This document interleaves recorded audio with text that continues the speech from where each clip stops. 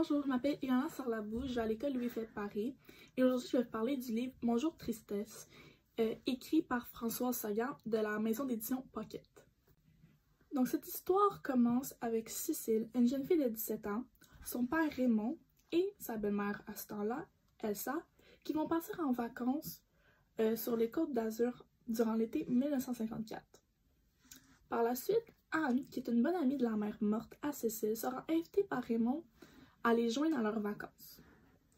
Durant l'été, Anne va engager Cécile pour travailler, ce qui va empêcher Cécile de voir Cyril, qui est un jeune garçon de son âge qu'elle a rencontré durant ses vacances avant l'arrivée de Anne. Par la suite, durant l'été, Anne et Raymond vont beaucoup se rapprocher et finalement tomber en amour. Suite à cet événement, Cécile va demander à Cyril de flirter avec Elsa pour rendre Raymond jaloux. Son plan a fonctionné et Raymond décide de retourner avec Elsa. Mais quelle sera la réaction de Anne face à cette dernière nouvelle? Maintenant, pour passer à la partie critique de ce livre, j'aimerais aborder deux aspects. Premièrement, les personnages. J'ai trouvé que le lien des personnages était très clair. Pour moi, une personne qui a de la misère à comprendre qui est qui dans les histoires et dans les romans, j'ai trouvé que ce livre a très bien réussi à montrer la cohérence entre les personnages. Deuxièmement, dans un livre, je crois que c'est très important de savoir les caractéristiques psychologiques des personnages pour bien comprendre une histoire. C'était le cas pour ce livre.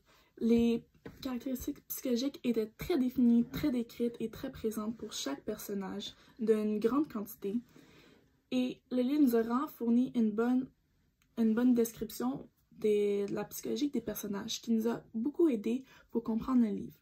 Tandis que les caractéristiques physiques étaient plus absentes, ce qui n'est pas grave pour laisser une imagination rouler.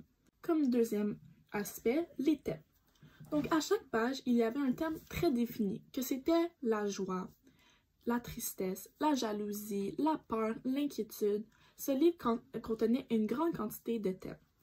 Chaque thème est abordé par une description très riche, souvent soutenue par des petites phrases courtes et simples qui nous facilitaient la compréhension.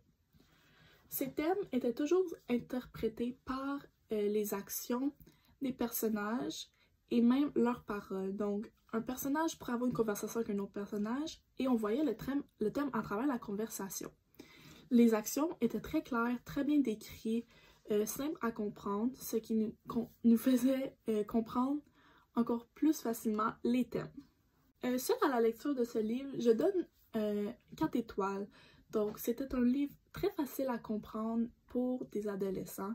Je crois qu'il visait en général les adolescents, mais surtout les jeunes adultes.